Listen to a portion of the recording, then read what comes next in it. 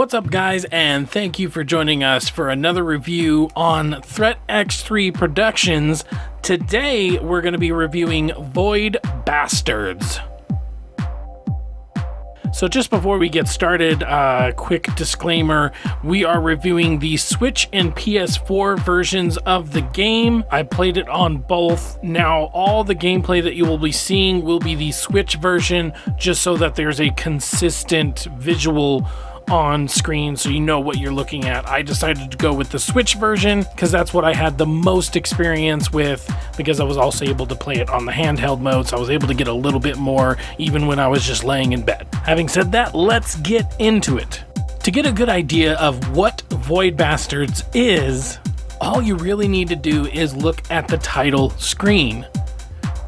The sci-fi comic roguelite elements are all right there before you even press new game. It's made to look like a comic book cover down to the price tag, with a line of bastards coming from a ship illustrating the roguelite elements. And to be clear, that is roguelite, not roguelike. What's the difference? Personally, I prefer the former, roguelite. These games keep the randomly generated nature, but there is a sense of progression. In roguelike games, you live, die, repeat, and the only thing that changes is how good at the game you get. While the challenge is nice and it is still fun, sometimes a fun match can be left up completely to choice. One run, you could be exterminating foes without due process, and then the next time you're stuck in the bathroom getting shit all over.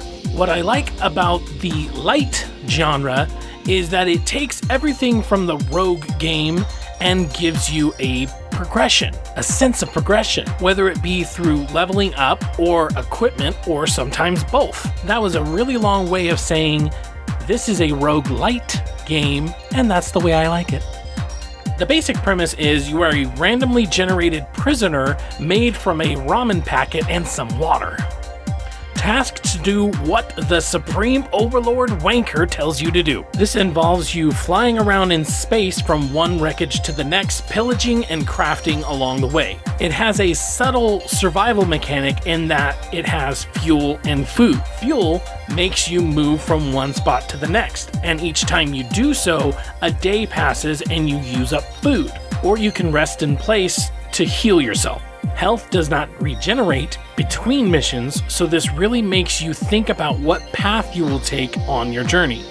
Each shipwreck has a different class, which determines what kind of things will be randomly generated on board.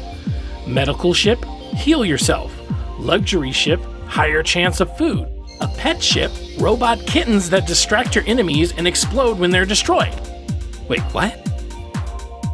Now, each ship class is, for the most part, set up similarly, but everything inside can change.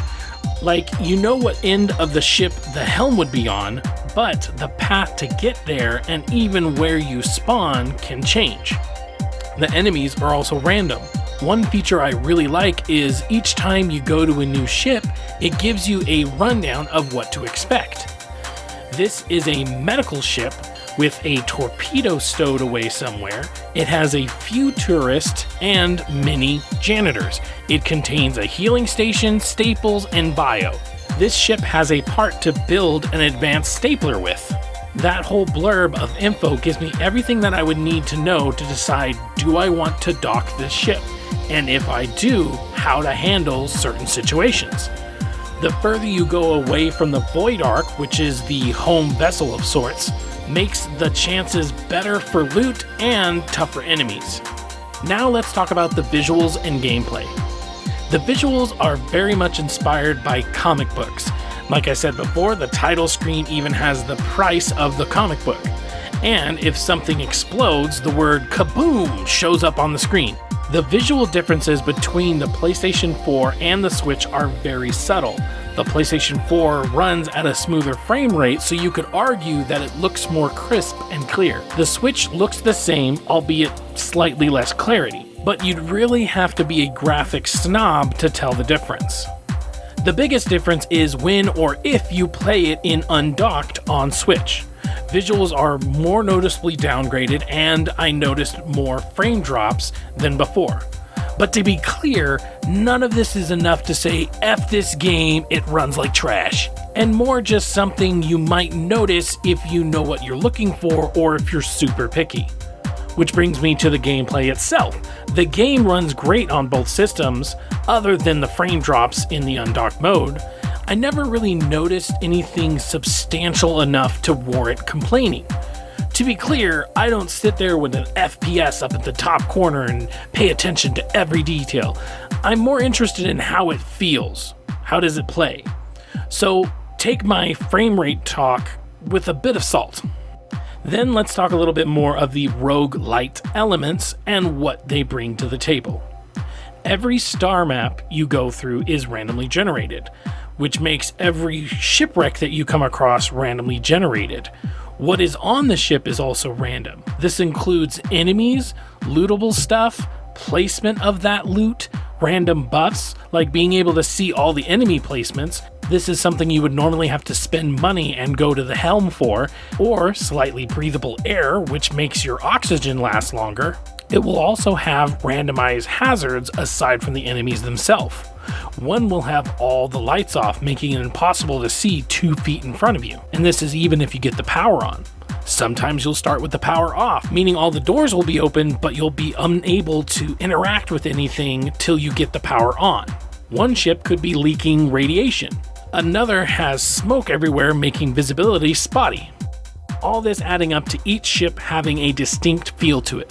Like I mentioned before, each class of ship can be similar. Like on a luxury ship, I generally know it will have a helm on a certain end and some living quarters. But each time the entrances and the layouts of the individual parts can be slightly different. This leads to the best part of a roguelite. It gives that feeling of not knowing what's on the next ship, but that feeling of progression. So you can scavenge for new stuff and build with that material.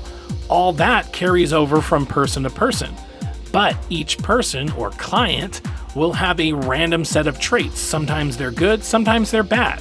And if you die on a ship, you'll drop all the loot you found and only keep the guns that you borrowed. This all makes the game feel like an old Duke Nukem / 90s shooter with the levels always shifting rather than staying the same. I personally love this game, and I definitely think it's worth a look at. I didn't always feel that way though. So when I first started playing the game, I actually started playing it on easy. This was just so that I could make sure to get through it enough to make sure that nothing was too hard and I could get a good breath of what's going on. Well, after a while, that made it super freaking boring, and I started wondering what everybody was talking about when they were talking about stealth, and I'm like, there's no stealth, I can just go through and mow everybody down. So, in the interest of covering all my bases, I made sure to go all the way up to hard. That's when I realized, okay, this is how the game is supposed to be played. The game is much better in either normal or hard, because then the enemies are a lot harder, you have a lot less ammo, a lot less things to loot, and therefore each moment is a lot more tense. Instead of going into an area and being able to shoot literally every enemy down, now I'm being much more careful about choosing my battles and also choosing which way I want to go. If there's an enemy over here and I can't defeat it, is there a way to get around that enemy by going around the ship, or do I just completely bug out and leave with what I got so far? Or if that enemy is too tough, can I get him into a room and lock him in there? Those tense moments where I'm running through a room with some big guy behind me and I'm able to lock the door and lock him inside that room is so satisfying. So overall, this game brings the best parts of a roguelite game, adds in some comic and 90s shooter nostalgia, and a style pulled straight from Fear Agent. Oh yeah, Blue Manchu, you thought you were being clever. Nope, I saw exactly what you were going for. Small tangent, if you love comics, you absolutely need to read Fear Agents. This has Nick's seal of approval.